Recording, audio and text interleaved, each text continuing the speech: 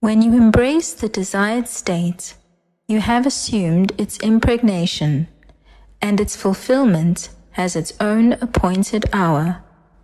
It will ripen and flower. If the state is slow in objectifying itself, wait, for it is sure and will not be late. I know that when I was told I could not get out of the island of Barbados for at least 6 months, and I desired to leave immediately, I assumed I was walking up the gangplank of the ship.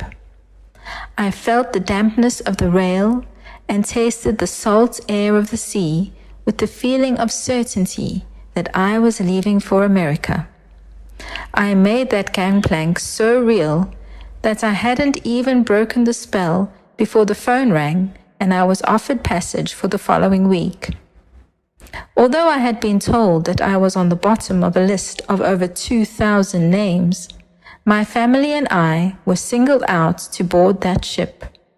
So I know that the truth of any concept is known by the feeling of a certainty, a peculiar knowingness that is true. You can take the same concept into all levels of your being, for any desire is a concept. You can move into any desire and express it. Ask no one if you are entitled to it, or if you did it. Only you know what you did. It happened to you. Now wait for the vision, the desire's fulfillment, for it has its own appointed hour. It ripens, it will flower. If it seems long, then wait, for it is sure, and it will not be late. It comes down to the simple fact that the truth concerning every concept is known by the feeling of its certainty. When you know it, not a thing can disturb your knowingness. In my own case, as I felt the gangplank under my feet and the salt mist on the rail of the ship in Barbados, the phone rang and passage was mine. There have been other times when it has taken longer. Unfortunately, we do not keep an account to see how long it takes to come about after we have done it. But a concept is an egg, and remains so until occupied. Occupy your desire. Feel its certainty, and you can prophesy its fulfillment. But I say to you, everything has its own appointed time. It ripens and will flower. If fulfillment seems long, wait, for it is sure and will not be late. Everything comes on time, but we do not know the time interval because we do not record the conception. In my case, I keep a diary. I check scripture to find out where the passage is that I have experienced and record the date beside it.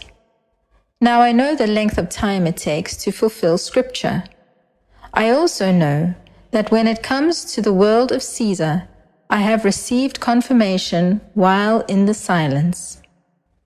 I have exploded right into the now, and having felt the thrill, I knew it had to happen, but I did not know when. It could be a day, a week, or a month. 3 weeks ago, I heard good news for a friend, and today I received confirmation that it was completed. I will not catalogue that event to say that particular desire equals all desires, because a desire can be as different as a chicken's egg is from the egg of an elephant. I do know, however, that events of Scripture do have definite time periods. Scripture fulfills itself in God's time, and you cannot delay or hasten its coming. Tonight, I ask you to take the most fantastic thing in this world and find an inner conviction within yourself that it is yours, for the truth of any concept is known by the feeling of certainty which that conviction inspires. Once you have that inner feeling of certainty, don't ask me to confirm it. What would it matter what I think? Do not be disillusioned if your experience has not been mine. Believe in yourself and trust your inner feeling. Test yourself, and if it works on this level, it will work in the depths of your being. If in my imagination I climb a gangplank, and as I look with nostalgia at the little island of Barbados, and the phone rings, offering me the passage I desire, am I not influencing my outer world? Was the phone call not reflecting my mental activity? I arrived at the point of feeling a peculiar certainty, and that certainty was its inspiration. You can always tell the truth of any concept by the feeling of certainty which it inspires. When you imagine seeing the world as you desire it to be, and are inspired as to its truth, it doesn't matter what anyone else thinks. I don't care what it is. When you know what you want, you can make your desire so real, so natural, that you will reach a feeling of certainty which no power in the world can stop. When that feeling is yours, drop it. Don't ask anyone if what you did was right or wrong. You did it, and that's all that is necessary. Now, because you know this concept, don't feel that you are better than someone else. You are creative power. Stand upon your tower and watch to see what God will say and how you will answer.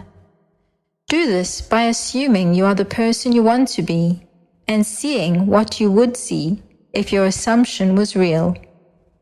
Remain there until you feel its certainty, until you reach the point of satisfaction, until you are convinced of its truth. And although the world may collapse around you, you will become that which you have assumed you are. In the 21st chapter of the book of John, it is said that if all things were told concerning Jesus Christ, the world itself could not contain the books. So do not think that because I have not had your experience, that it is not true. But do not try to force me into accepting it. Believe what you choose and go your way this night. My pattern has followed Scripture completely, from the embrace to the descent of the dove. But I am not saying it is the only way. I am saying, however, that you can be the man or woman you want to be, but not by simply wishing. You must make the effort to look at the world mentally and see it reflect your fulfilled desire. And when it does, you must remain in that state until you reach the inner conviction that what you are seeing, touching, tasting, smelling, and hearing is true.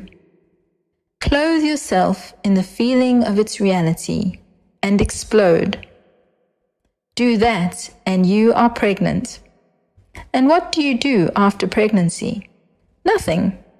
You simply wait for its birth to appear in its own appointed hour, and it will.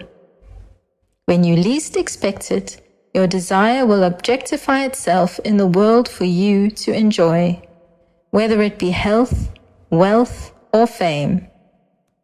That's how God's law works.